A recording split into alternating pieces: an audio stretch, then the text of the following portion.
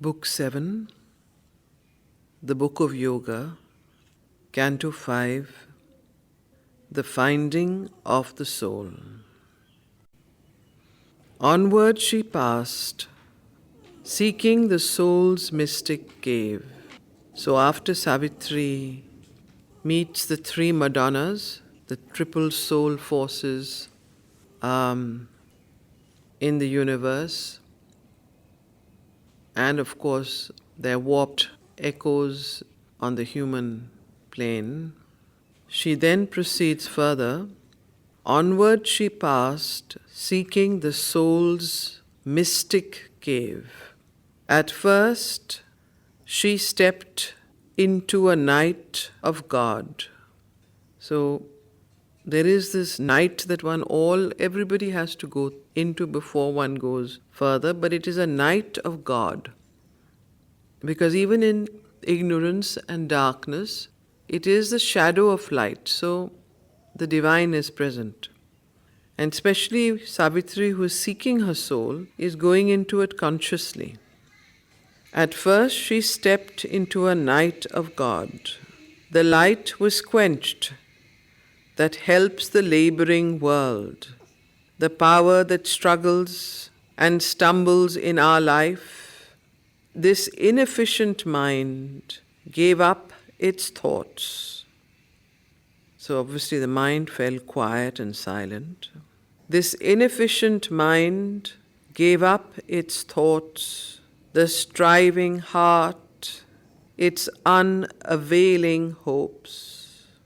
All knowledge failed, and the ideas forms, and wisdom screened in awe her lowly head, feeling a truth too great for thought or speech, formless, ineffable, forever the same.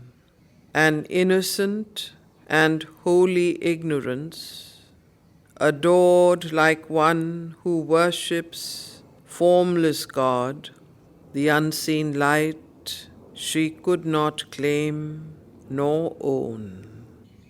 In a simple purity of emptiness, her mind knelt down before the unknowable. All was abolished, save her naked self and the prostrate yearning of her surrendered heart. There was no strength in her, no pride of force. The lofty burning of desire had sunk. Ashamed, a vanity of separate self, the hope of spiritual greatness fled. Salvation she asked not, nor a heavenly crown. Humility seemed now too proud a state.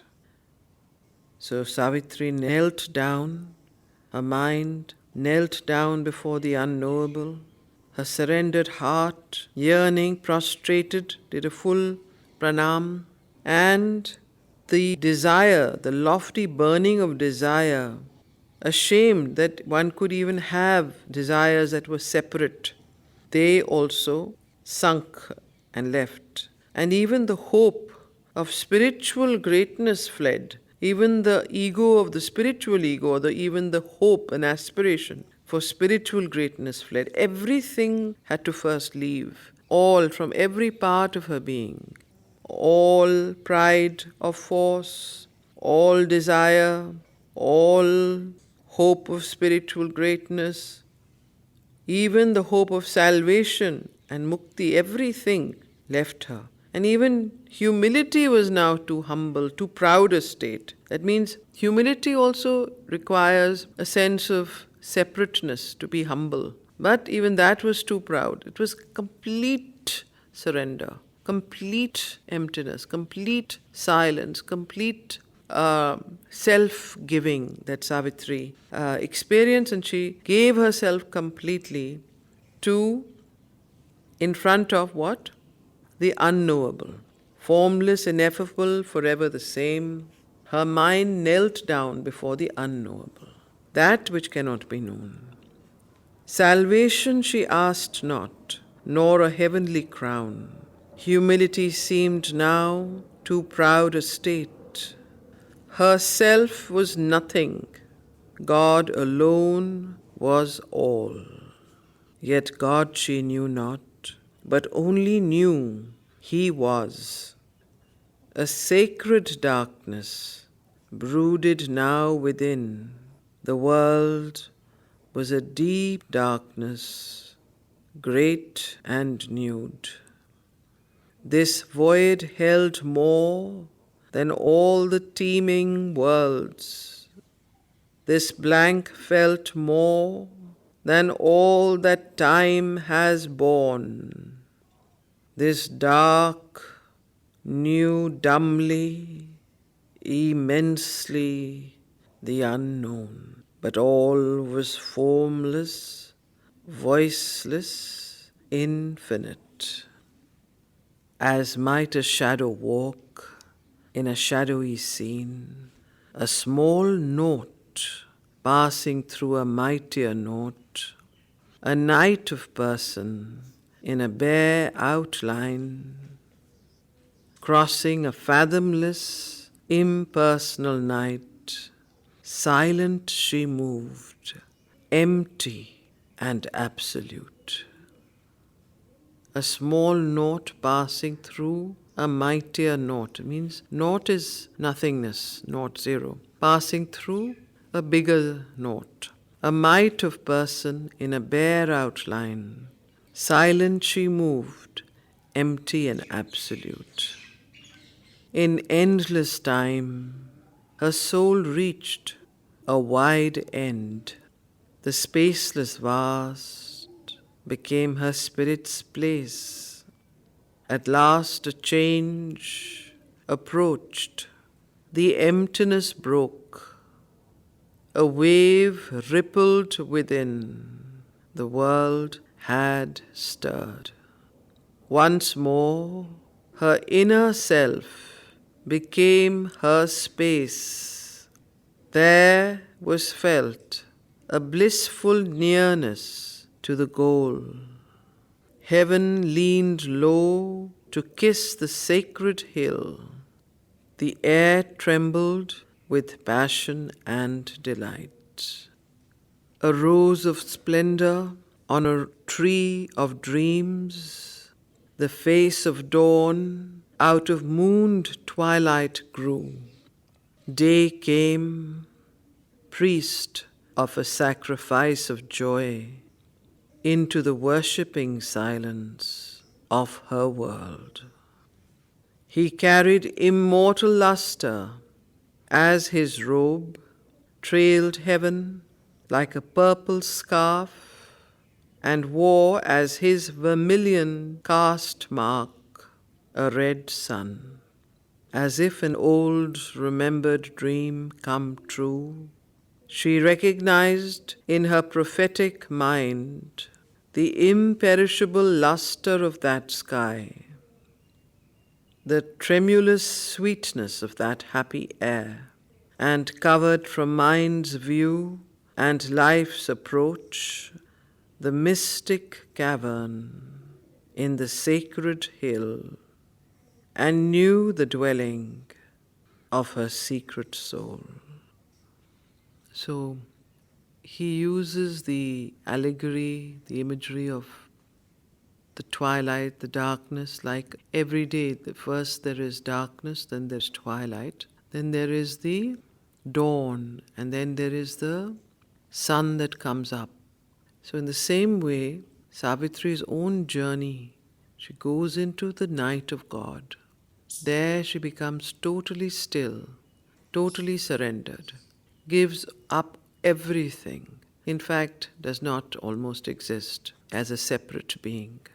And then from that night of God she goes into the twilight, and something begins to awaken. And then she feels as though heaven is touching the sacred hill. As she awakens and sees this light of dawn, It is the light of her soul that she glimpses. So through this allegory of the twilight, the dawn, and the rising of the sun, and then the red vermilion sun that she sees, it is showing through that, Sri Aurobindo is showing how Savitri comes to find her inner soul.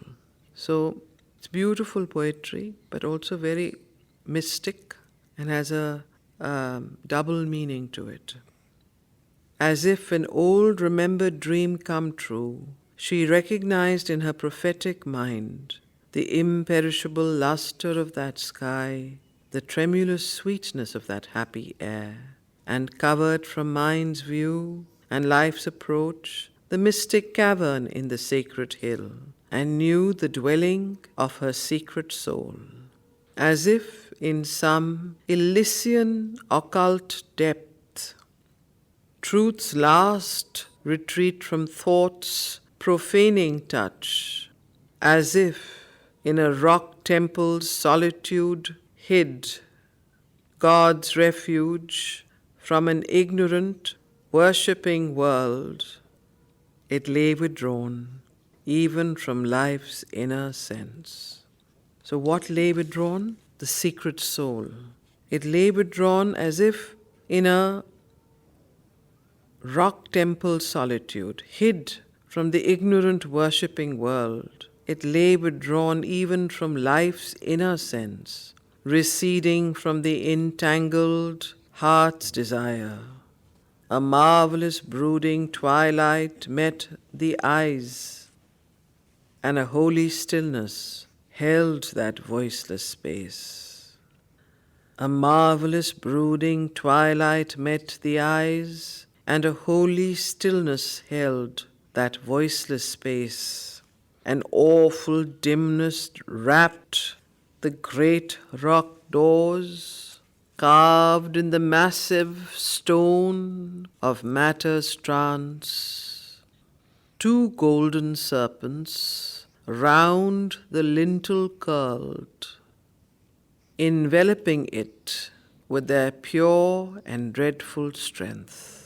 So the serpents were gold, and they were round the lintel curve. They were at the doorway that opened into the secret cavern of her soul. So these serpents are actually symbolisms of the divine energy. That's why golden serpent, not because in different ways you can use the colors. These ones had coiled within them. They actually were guarding the inner soul, the secret soul. So two golden serpents round the lintel curved. The lintel is the door's lintel on top. Enveloping it with their pure and dreadful strength, looked out with wisdom's deep and luminous eyes.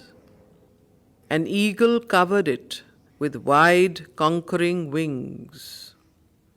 So first there were the two golden serpents that on the doorway, the lintel of this carved cave, they were sitting there, guarding it with this deep wisdom, deep and luminous eyes, pure and dreadful strength. Then over in front of that was an eagle that covered the whole thing with a wide conquering wings. You can imagine this eagle sitting there. Flames of self-lost, immobile reverie, doves crowded the grey musing cornices. So not only was there a big eagle guarding the door, secret cave, but there were little doves that were crowding the grey musing cornices, the little spaces in the stone. And there was this eagle that was self-lost, immobile in reverie. You can just see this whole image. Doves crowded the grey musing cornices like sculptured postures of white bosomed peace. Across the threshold's sleep she entered in, and found herself amid great figures of gods, conscious in stone and living without breath. So Savitri enters through this doorway where this huge eagle, two golden serpents, and the doves are sitting. And as she enters, she sees around her great figures of gods sitting in conscious stone, like means that are so still, like statues. They were living without breathing, like sculptured postures of white bosom peace. Across the threshold sleep, she entered in and found herself amid great figures of gods, conscious in stone and living without breath, watching with fixed regard the soul of man. Executive figures of the cosmic self, world symbols of immutable potency. On the walls, covered with significant shapes.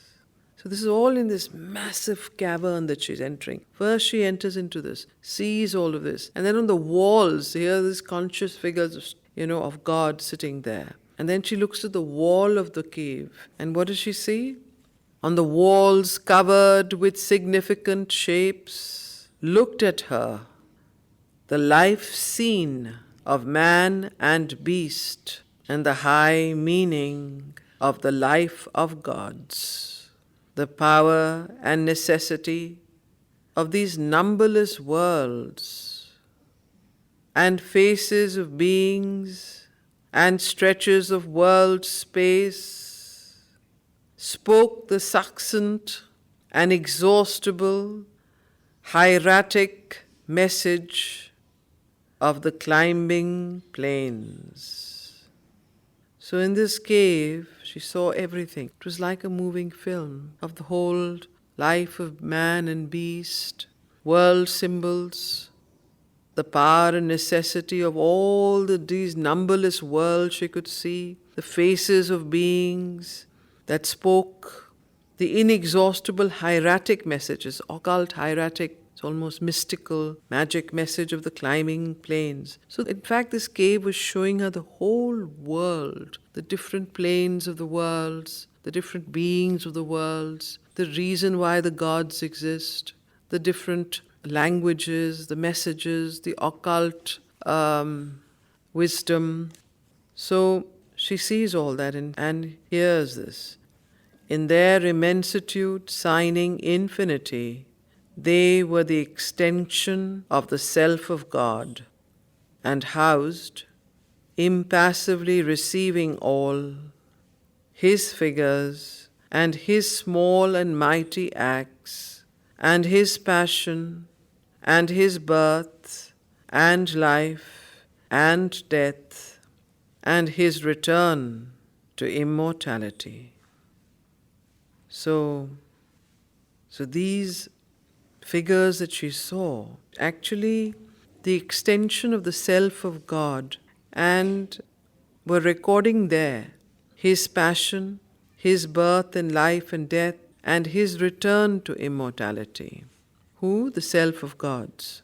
To the abiding and eternal is their climb. To the pure existence, everywhere the same. To the sheer consciousness and the absolute force and the unimaginable and formless bliss, to the mirth in time and the timeless mystery of the triune being who is all and one, and yet is no one but Himself apart. There was no step of breathing men, no sound, only the living nearness of the soul. Yet all the worlds and God Himself were there, for every symbol was a reality and brought the presence which had given it life. So even though there was no step of breathing men, no sound, except the living nearness of the soul, yet through these symbols they were actually Each symbol was a reality and brought the presence which had given it life. Yet all the worlds and God Himself were there, for every symbol was a reality and brought the presence which had given it life. All this she saw and inly felt, and knew not by some thought of mind, but by the self, a light not born of sun or moon or fire, a light that dwelt within and saw within, shedding an intimate visibility, made secrecy more revealing than the word. Our sight and sense are a fallible gaze and touch. Our sight and sense are a fallible gaze and touch, and only the Spirit's vision is wholly true. As thus she passed in that mysterious place, through room and room, through door and rock-hewn door, she felt herself made one with all she saw. So this, as Savitri is going towards the discovering and coming to and realizing her secret soul, she goes from room to room, from cave to cave. So it's not just one cave. The first cave enters into the second cave, and she keeps going deeper and deeper. If you remember this meditation that the mother has written about, which we often practice, when we try and go down into, concentrate in the heart and find our psychic being, what is the method we use? That we stand in front of the door and push with our will and let that door open. And then we go deep down into a tunnel and then another door. Then we again open that door. And we keep traveling to that light, to the mother. So same way, this is an inner travel that Savitri is taking. She's going from cave to cave. But in her sense, every cave is opening its secret to her. She is becoming one with all that she sees and experiences. And she, in a sense, Ashwapati gains this kind of cosmic consciousness through the traveler of the worlds. She is gaining that cosmic oneness and universality through the inner journey. So she is, these are very mystical, occult experiences which the mind cannot understand. You can only sense it. Like he says, our sight and sense are a fallible gaze and touch, and only the Spirit's vision is wholly true. And thus she passed in that mysterious place, through room and room, through door and rock-hewn door. The best is to visualize it, see it in your mind's eye. She felt herself made one with all she saw, a sealed identity within her woke, something that was sealed and closed within her broke and woke up. So a sealed identity within her woke. She knew herself the beloved of the Supreme. These gods and goddesses were he and she. The mother was she of beauty and delight, the word in Brahma's vast creating clasp, the world puissance on Almighty Shiva's lap, the master and the mother of all lives, watching the worlds their twin regard had made, and Krishna and Radha forever entwined in bliss. The adorer and adored, self lost and one. So when she knew herself as the beloved of the Supreme, then she realized that these gods and goddesses were he and she. The mother was she of beauty and delight, the word in Brahma's vast creating clasp, the world puissance on Almighty Shiva's lap, the master and the mother of all lives, watching the worlds their twin regard had made, and Krishna and Radha forever entwined in bliss.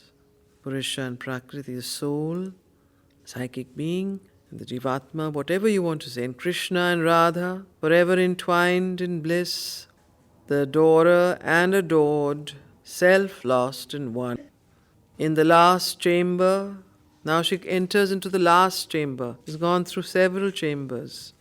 In the last chamber, on a golden seat, one sat, whose shape no vision could define. Only one felt the world's unattainable fount, a power of which she was a straying force. In the last chamber, on a golden seat, one sat whose shape no vision could define. Only one felt the world's unattainable fount, a power of which she was a straying force. An invisible beauty, goal of the world's desire, a sun of which all knowledge is a beam, a greatness without whom no life could be. Thence all departed into silent self, and all became formless and pure and bare. Then, through a tunnel dug in the last rock,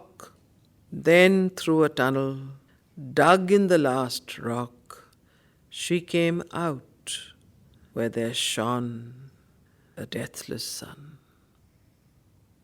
A house was there, all made of flame and light, and crossing a wall of doorless living fire. So here there's no door. And crossing a wall of doorless living fire, there suddenly she met her secret soul.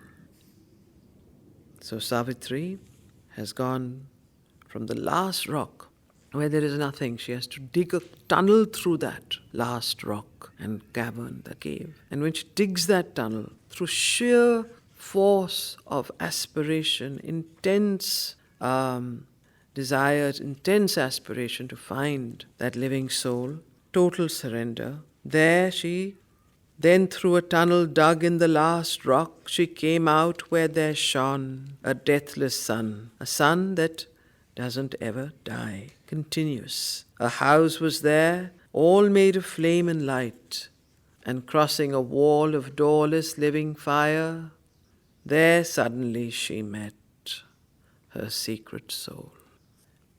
A being stood, immortal, intransient. And then this description of what is the secret soul. Who is the secret soul that Savitri meets there? That description is given. A being stood, immortal in transience. Savitri, as we said, when she goes through door and door, to tunnel and tunnel, from one cave to the other of her inner being, and she goes towards the psychic. She goes to find her secret soul. And then she comes into this wall of doorless living fire. And there she sees a being who stood immortal in transience, deathless, dallying with momentary things, in whose wide eyes of tranquil happiness, which pity and sorrow could not abrogate, infinity turned its gaze on finite shapes. Observer of the silent steps of the hours, eternity upheld the minute's acts and the passing scenes of the everlasting's play. In the mystery of its selecting will, in the divine comedy, a participant, the Spirit's conscious representative, God's delegate in our humanity, comrade of the universe, the transcendence ray, she had come into the mortal body's room to play at ball with time and circumstance. So Savitri meets her secret soul, and then this is a description of that being that stood. And Aurobindo here refers to this soul as the Spirit's conscious participant, God's delegate in our humanity, comrade of the universe, the transcendent ray. She had come into the mortal body's room to play at ball with time and circumstance. a joy in the world, her master movement here. The passion of the game lighted her eyes. A smile on her lips welcomed earth's bliss and grief. A laugh was her return to pleasure and pain. All things she saw as a masquerade of truth, disguised in the costumes of ignorance, crossing the years to immortality. All she could front with the strong spirit's peace, but since she knows the toil of mind and life, as a mother feels and shares her children's lives, she puts forth a small portion of herself, a being no bigger than the thumb of man, into a hidden region of the heart, to face the pang and to forget the bliss, to share the suffering and endure earth's wounds, and labor mid the labor of the stars. So you understand here what's happening. This secret soul that Savitri meets is the mother, the Supreme Mother, Divine Mother. And it is the delegate of that immortal being in her, that what you could call as the Jivatman in Sanskrit. That is the soul, not the psychic. And this Jivatman, or this divine conscious being, puts forward into evolution, or into the being, each being, the psychic being which is no bigger than the thumb of man. So, and crossing a wall of doorless living fire, there suddenly she met her secret soul. And then this secret soul is described and says, all she could front with the strong spirit's peace, but since she knows the toil of mind and life, as a mother feels and shares her children's lives, she puts forth a small portion of herself, a being no bigger than the thumb of man, into a hidden region of the heart, to face the pang and to forget the bliss, to share the suffering and endure earth's wounds, and labor mid the labor of the stars. This in us laughs and weeps, suffers the stroke, exults in victory, struggles for the crown. Identified with the mind and body and life, it takes on itself their anguish and defeat, bleeds with fate's whips, and hangs upon the cross, yet is the unwounded and immortal self, supporting the actor in the human scene. Through this she sends us her glory and her powers.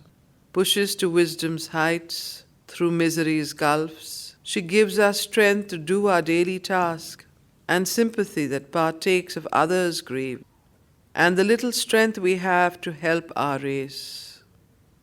We who must fill the role of the universe, acting itself out in a slight human shape, and on our shoulders carry the struggling world. This is in us the Godhead, small and marred.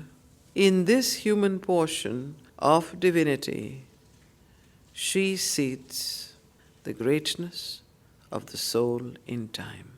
So Savitri, when she meets her secret soul, there are two parts to it. She meets her secret soul outside of time, the higher super soul you could call, or the Jivatman. And then she meets the same soul, which she recognizes that is what sends the psychic being, the divinity in us, which is no bigger than the thumb of man. She meets the same soul within her, which is the psychic being. So this is the dual aspect of the soul that they are describing, that Savitri realized. That's why it's called the finding of the soul. So when she finds the soul, it is not just the finding of the psychic being, it is also the finding of the source of the psychic being. So she finds that, the representative being from whom the psychic emerges. And that psychic is in herself and in all beings. So Savitri, in a sense, is not just talking about herself when she meets the soul. She becomes one with the soul of all beings, one with the soul of the world.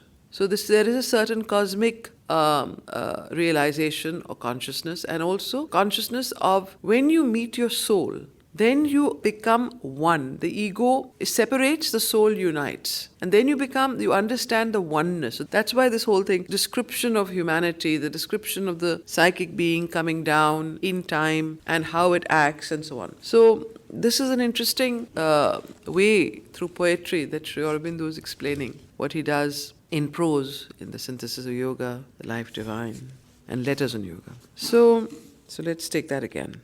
To share the suffering and endure earth's wounds and labor mid the labor of the stars. Obviously, she's not talking about that. There's something universal. The universal aspect is here being described. This in us laughs and weeps, suffers the stroke. This in us exults in victory, struggles for the crown. Identified with the mind and body and life. What is identified with the mind and body and life? The psychic. The psychic representative that comes down into the human consciousness, into the human body, identifies itself with the mind and body and life. It takes on itself their anguish and defeat, bleeds with fate's whips and hangs upon the cross. Yet is the unwounded and immortal self supporting the actor in the human scene. So psychic doesn't get wounded. It supports the actor in the human scene. Through this she sends us her glory and her past. Through what? Through the psychic representative in us. Through this she sends us her glory and her powers. Pushes to wisdom's heights through misery's gulfs. Please understand this. If you want to be wise, you have to suffer.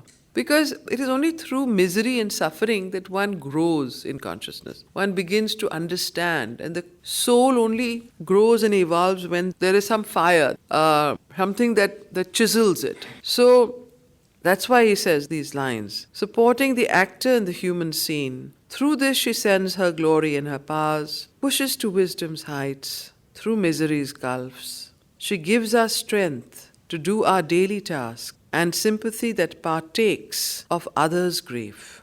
And the little strength we have to help our race, we who must fill the role of the universe, acting itself out in a slight human shape, and on our shoulders carry the struggling world. This is in us the Godhead, small and marred, in this human portion of divinity, human portion, okay? So what is the human portion of divinity? The psychic. In this human portion of divinity, she, who's she? The mother of the universe, the supreme mother, the one, the oversoul, whatever word you want, super soul, whatever you want to call it. The delegate from where all of this comes, okay? She, not Savitri. Savitri is a representative of that, but this is not that. It is Savitri who is discovering this, okay? In this human portion of divinity, she seats the greatness of the soul in time. So in this human portion of divinity, she seats the greatness of the soul in time. The soul in time is the Chaitya Purush. The soul outside of time, above time, is what? Or the Jivatman and the Atman. Okay? This in Sanskrit is very precise and clear. English words will always confuse, unfortunately. I can keep using oversoul and supersoul, everybody will be confused. Okay. So she seats the greatness of the soul in time to uplift from light to light, from power to power, till on a heavenly peak it stands, a king, in body weak, in its heart an invincible might. It climbs stumbling. Who climbs stumbling? In body weak, in its heart an invincible might. It climbs stumbling, held up by an unseen hand, a toiling spirit in a mortal shape. Here in this chamber, which chamber? This is the last chamber talking about, the chamber Savitri is in. Here in this chamber of flame and light they met. Who met? Savitri and her secret soul. Here in this chamber of flame and light they met. They looked upon each other, knew themselves. The secret deity and its human part. The calm immortal and the struggling soul. Then, with a magic transformation speed, they rushed into each other and grew one. This is when the merging comes of Savitri with the secret soul, with that soul which you said. Where with the she first, then they rushed into each other and grew one. What is the calm immortal? The calm immortal is that being that is the super soul, yeah. And the struggling soul is the psychic Savitri. Yeah, they both come into one. Then with the magic transformation speed, they rushed into each other and grew one.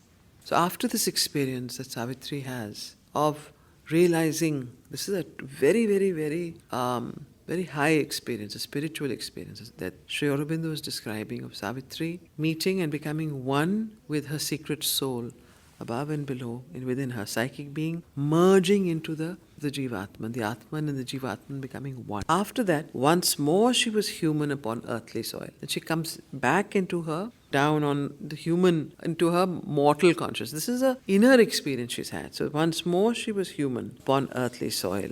In the murmuring night amid the rain-swept woods. So again, you have a beautiful description of where Savitri is at the moment. Once more she was human upon earthly soil. In the muttering night amid the rain-swept woods and the rude cottage where she sat in trance. That is it. So she was in trance. She had this experience. She comes back into her mortal consciousness. And the rude cottage where she sat in trance. Visualize it. See where she is. She's in the middle of this forest, in this very thatched, rude means more like Aurobindo uses, rustic. Once more she was human upon earthly soil, in the muttering night amid the rain-swept woods, and the rude cottage where she sat in trance. That subtle world withdrew deeply within. So that subtle world that which we read, this experience and this whole travel, this realizing, that subtle world withdrew deeply within, behind the sun veil of the inner sight.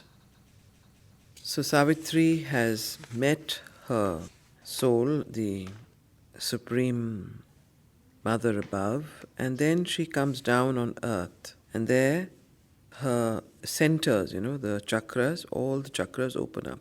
Behind the sun veil of the inner sight, but now the half-opened lotus bud of her heart, that is the place for the psychic center, is behind the Anahat chakra, behind the heart, had bloomed and stood disclosed to the earthly ray. In an image shone, revealed her secret soul. There was no wall severing the soul and mind, no mystic fence guarding from the claims of life. In its deep lotus home, her being sat, as if on concentration's marble seat, calling the mighty mother of the worlds to make this earthly tenement her house.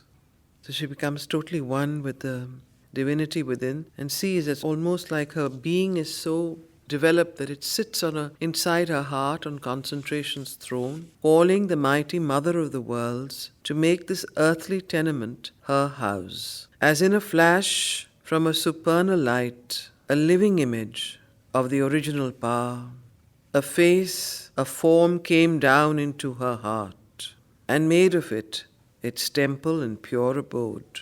But when its feet had touched the quivering bloom, a mighty movement rocked the inner space, as if a world were shaken and found its soul.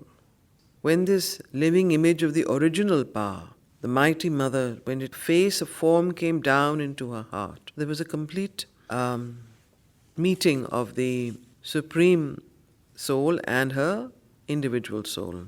A living image of the original power, a face, a form came down into her heart, and made of it its temple and pure abode.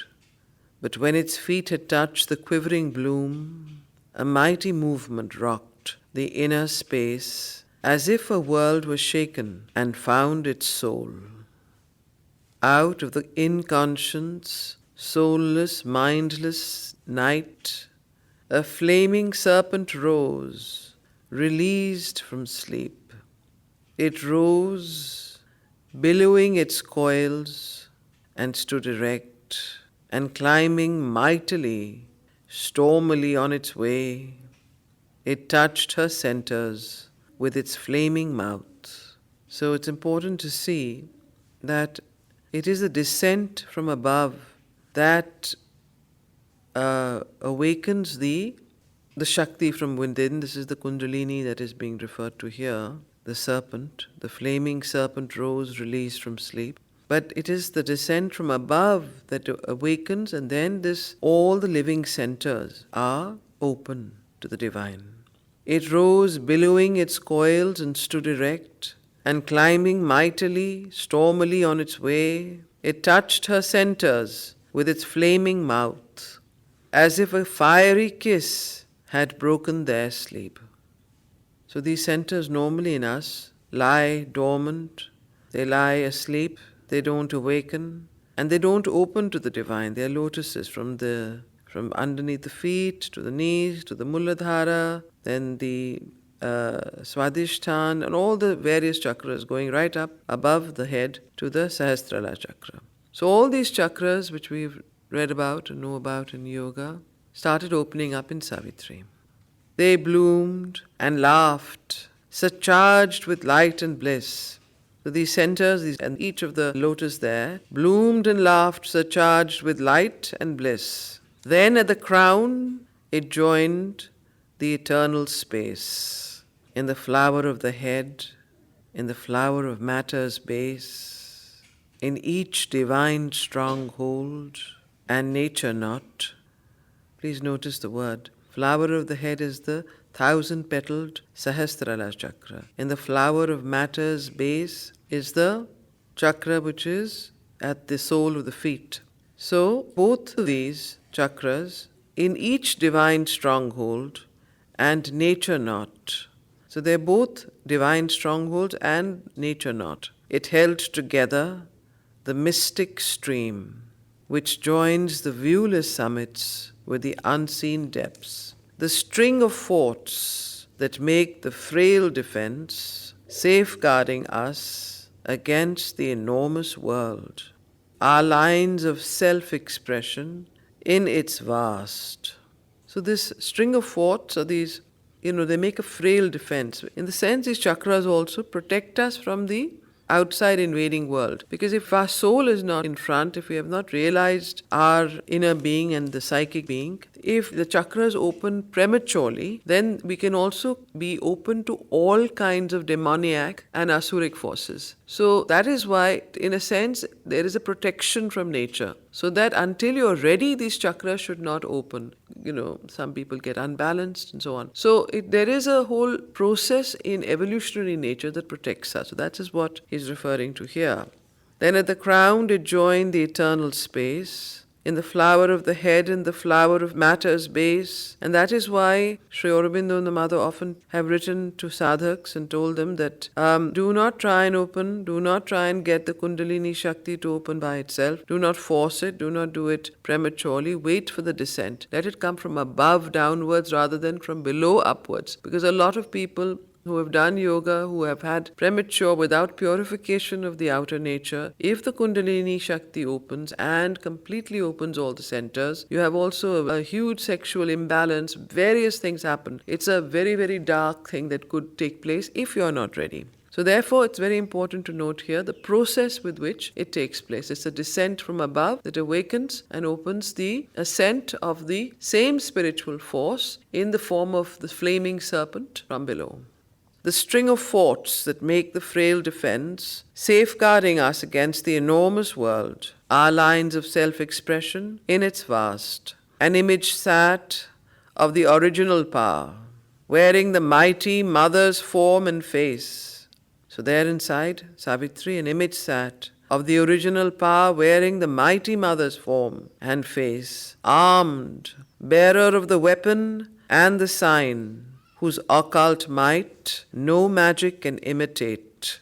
Manifold yet one she sat, a guardian force, a savior gesture stretched her lifted arm, and symbol of some native cosmic strength, a sacred beast lay prone below her feet. So that original power of the mother, the sacred beast, it almost gives this sense of Mother Durga, a silent flame-eyed mass of living force, all underwent a high celestial change. So when this Supreme Mother sits and comes and descends into Savitri, everything in Savitri undergoes a high celestial change. So please notice the beautiful imagery where an image sat of the original power, wearing the mighty Mother's form and face, armed, bearer of the weapon and the sign, whose occult might no magic can imitate. Manifold yet one she sat, a guardian force. A savior gesture stretched her lifted arm, and symbol of some native cosmic strength, a sacred beast lay prone below her feet, a silent flame-eyed mass of living force. All underwent a high celestial change, breaking the black inconscience, blind mute wall. So we read in Life Divine that this inconscience, how it is so tardy, how difficult it is to get rid of it. That is in the very nature and foundation of human nature. So here, when the mighty mother came down and descended and opened every center of Savitri, and her whole being became one with the Supreme, then, breaking the black inconscience blind mute wall, effacing the circles of the ignorance. Please refer back to our Life Divine lesson. What are these circles of ignorance? Now we understand. Breaking the black inconscience blind mute wall, effacing the circles of the ignorance. Powers and divinities burst flaming forth, each part of the being trembling with delight, lay overwhelmed with tides of happiness, and saw her hand in every circumstance, and felt her touch in every limb and cell. So this complete divinization of Savitri is taking place here. In the country of the lotus of the head, which thinking mind has made its busy space, in the castle of the lotus twixt the brows, whence it shoots the arrows of its sight and will, in the passage of the lotus of the throat, where speech must rise in expressing mind, and the heart's impulse run towards word and act, a glad uplift and a new working came. Now tell me which chakras these are. In the country of the lotus of the head, Sahasrala, which thinking mind has made its busy space, in the castle of the lotus twixt the brows, name of the chakra, Agni Chakra, in the castle of the lotus twixt the brows, whence it shoots the arrows of its sight and will, in the passage of the lotus of the throat, what is the chakra? Visuddhi, yes. In the passage of the lotus of the throat, where speech must rise in expressing mind, and the heart's impulse run towards word and act, a glad uplift and a new working came. So completely a new working came, completely transformed. All these chakras are opened up and their true force and their true nature started expressing itself. So this is beautiful poetry, but it is really the yoga. It is the absolute description of the transformation and the most beautiful language you can imagine. But each of these are psychological stages in transformation. And the heart's impulse run towards word and act, a glad uplift and a new working came. The immortal's thoughts displaced our bounded view. Please notice, suddenly the narrator is changing from her to our. Now he is making a commentary on the whole of the yoga of human, how the yoga and the force in the integral yoga of Sri Aurobindo, when the descent takes place, how it changes. You have to note these subtle changes in the text. So, a glad uplift and a new working came. This is the end of the description of Savitri. Now he is turning and saying something else. What is he saying? The immortal's thoughts displaced our bounded view. The immortal's thoughts, earth's drab idea and sense, all things now bore a deeper, heavenlier sense. A glad, clear harmony marked their truth's outline. Reset the balance and measures of the world. Each shape showed its occult design, unveiled God's meaning in it, for which it was made, and the vivid splendor of his artist's thought. So each thing began to show its truth, its deeper raison d'etre, and the whole way that one looked at the world, our whole view of the world changed when this happened. So this is in a way he's saying that when this takes place in the human being, in the human soul on earth, there's a change of consciousness. And this change of consciousness is what he's describing here. The immortal's thoughts displaced our bounded egoistic view. The immortal's thoughts displaced earth's drab idea and sense. All things now bore a deeper, heavenlier sense. Glad, clear harmony marked their truth's outline. Please notice the word glad, clear harmony. Harmony is not being put there just for sense of poetry. There is a deeper meaning and we know what it is now. when we are reading about the supramental Gnostic consciousness in Life Divine. A glad, clear harmony marked their truth's outline, reset the balance and measures of the world. Each shape showed its occult design, unveiled God's meaning in it for which it was made, and the vivid splendor of his artist's thought. A channel of the mighty mother's choice. Who was a channel of the mighty mother's choice here? Savitri. Now back to Savitri. A channel of the mighty mother's choice, the immortal's will took into its calm control our blind or erring government of life, a loose republic once of wants and needs, then bowed to the uncertain sovereign mind, life now obeyed to a diviner rule, and every act became an act of God in the kingdom of the lotus of the heart. Now, we had finished till the Visuddha Chakra. Now, this force continues in the kingdom of the lotus of the heart. The name of the chakra there, Anahat. In the kingdom of the lotus of the heart, love chanting its pure hymeneal hymn made life and body mirrors of sacred joy, and all the emotions gave themselves to God. You must have heard this very beautiful poem 1,000 times. Thy golden light came down into my mind. So this is it. That poem is actually a description of the descent of the new consciousness and the supramental light. Okay, so in the navel lotus's broad imperial range, name of the chakra, Manipur chakra. In the navel lotus's broad imperial range, its proud ambitions and its master lusts. So each of these, see, the next line always describes what is the center of that particular lotus, particular center. So in the Manipur chakra, for example, in the navel lotus, broad imperial range, what is the main knot there?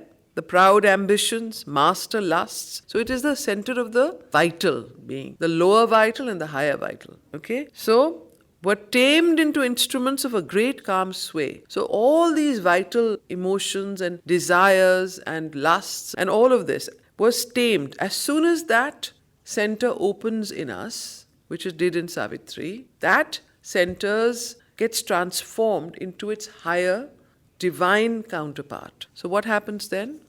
In the navel lotus's broad imperial range, its proud ambitions and its master lusts were tamed into instruments of a great calm sway to do a work of God on earthly soil.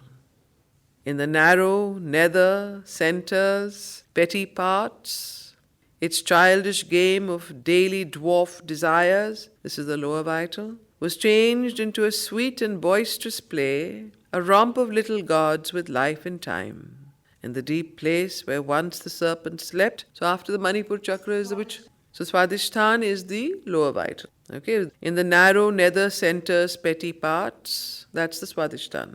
Its childish game of daily dwarf desires was changed into a sweet and boisterous play, a romp of little gods with life and time. Then we come to the next chakra. In the deep place where once the serpent slept, there came a grip on matter's giant powers. For large utilities and life's little pace, a firm ground was made for heaven's descending might. What is the name of the chakra? Muladhara. Behind all reigned her sovereign deathless soul. So the firm ground was made in the Muladhara, where the serpent slept. There came a grip on matter's giant power. So this was a place which, if one had mastery over the Muladhara, then one had mastery over matter, the material world, the body, so on. There came a grip on matter's giant powers for large utilities in life's little space. A firm ground was made for heaven's descending might. Behind all reigned her sovereign, deathless soul. So behind all these centers, behind all these chakras, reigned her sovereign, deathless soul. Casting aside its veil of ignorance. Who is casting aside its veil of ignorance? The psychic being, the psychic soul. Casting aside its veil of ignorance, allied to gods and cosmic beings and powers, it built the harmony of its human state. So behind all the things, all the chakras, in the deep center of behind the chest reigned her deathless soul, which casting aside its veil of ignorance, allied itself to gods and cosmic beings and powers, and built the harmony of its human state. Surrendered into the great world mother's hands, only she obeyed her sole supreme behest. So she was totally surrendered into the great world mother's hands, and only she obeyed her sole supreme behest in the enigma of the inconscious world. A secret soul behind, supporting all, is master and witness of our ignorant life. Admits the person's look and nature's role. So both person is a capital P and nature is a capital N. But once the hidden doors are flung apart, then the veiled king steps out in nature's front. So once the hidden doors are flung apart due to the descent of the consciousness and the ascent of the hidden deep spiritual powers in the inconscient, both meeting, once the hidden doors are flung apart, then what happens? Then the veiled king, the psychic being, the soul, steps out in nature's front. A light comes down into the ignorance. So its heavy, painful knot loosens its grasp. The mind becomes a mastered instrument, and life a hue and figure of the soul. So this is what happens when the psychic being comes forward. The mind then becomes a mastered instrument, and life a hue and figure of the soul, and then the light that comes down into the ignorance, and the veiled king steps out in nature's front. So this is now a description of when the psychic being comes forward to take up the evolution and to take up the nature and becomes master of one's human nature. And this is then the description of that, what happens to oneself. So this is what happens to Savitri. The mind becomes a mastered instrument. Whole of life becomes just not only oneself, one's mind, but even one's whole life. A hue and figure of the soul. Do you understand what that means? A hue means like a particular glow. Yeah. A hue and figure means takes on the figure of the soul. Life becomes. It's very important to note. And life becomes a hue and figure of the soul. So unlike the other yogas where you have to leave life, here your entire life becomes a hue and figure of the soul. All happily grows towards knowledge and towards bliss. And then everything, life, mind, body, everything grows. Whole of life grows. A divine puissance then takes nature's place. So instead of Prakriti, human nature, our ordinary nature, a divine puissance. What does puissance mean? Strength, force. A divine puissance then takes nature's place and pushes the movements of our body and mind. Possessor of our passionate hopes and dreams, the beloved despot of our thoughts and acts, she streams into us with her unbound force. So what happens then? A divine puissance takes over nature, then takes nature's place, pushes the movements of our body and mind, possessor of our passionate hopes and dreams, the beloved despot of our thoughts and acts, she streams into us with her unbound force. So note the difference here. He says the hidden king. Do you understand? Here she streams into us with her unbound force. Into mortal limbs, the immortal's rapture and power. So she is the world mother, the divine supreme soul, our oversoul or the supernature. That is above. So that streams into the whole body, whole mind, and completely takes over one nature through the psychic being. You understand? The entry is through the psychic soul that has come forward when those doors open. It cannot come down without the psychic being first being realized and coming forward. So then it comes through the psychic into the mind, into the body, into the whole life, and changes everything. So note the way the description is going. Then the veiled king steps out in nature's front. A light comes down into the ignorance. Its heavy, painful knot loosens its grasp. The mind becomes a mastered instrument, and life a hue and figure of the soul. All happily grows towards knowledge and towards bliss. Divine puissance then takes nature's place and pushes the movements of our body and mind. Possessor of our passionate hopes and dreams, the beloved despot of our thoughts and acts, she streams into us with her unbound force, into mortal limbs, the immortal's rapture and power. An inner law of beauty shapes our lives. So, what begins to shape our life? An inner law of beauty shapes our lives. Our words become the natural speech of truth. So, even our words, we cannot even utter untruth. And we cannot utter falsehood. Our entire life, our words even become a natural speech of truth. It happens naturally. Each thought is a ripple on a sea of light. That is why the mother was very, very particular about this. She said, don't even tell a white lie. Don't lie. If you lie, even unconsciously to save yourself, you are going one step towards ignorance and darkness and closing the psychic being. Every lie is a step towards the shutting off of the psychic being. So she says, whatever happens, the greatest courage, there's a quotation I read yesterday, the greatest courage is in being truthful. So even if you think that this is just I'm not really lying, I'm not telling the truth. If you have to say something, tell the truth. Be courageous and tell the truth. Otherwise, keep quiet.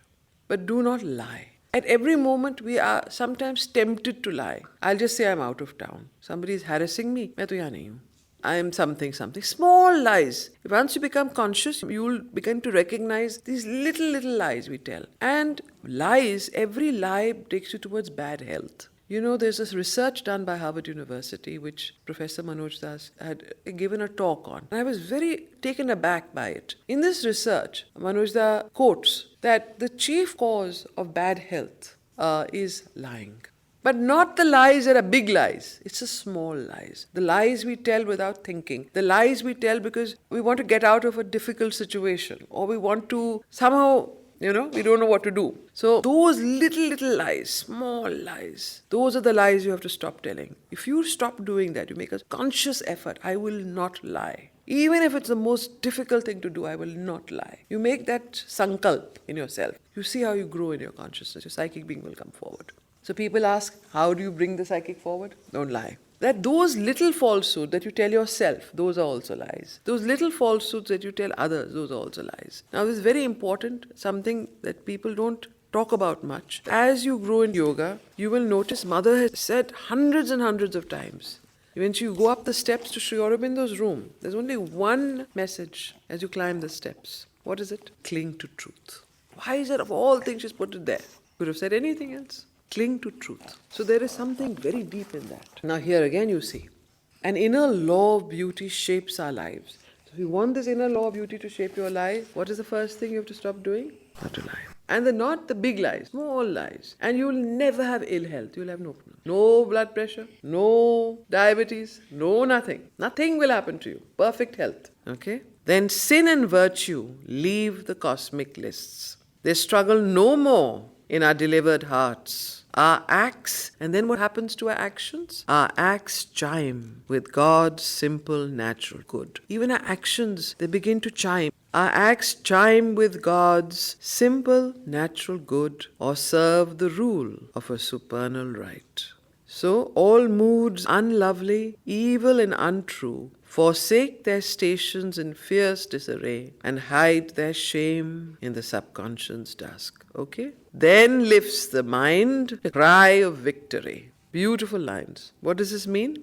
Even all moods unlovely, all bad thoughts, all depression, all revolt, all unsavory moods, they all disappear, they run away because of this light of truth that shines on them. Forsake their stations in fierce disarray. They run away from their station. Otherwise, they're sitting in their different stations. They run away from there. Then, and hide their shame in the subconscious dusk. Then lifts the mind a cry of victory. And now, listen to this. This is in quotation marks.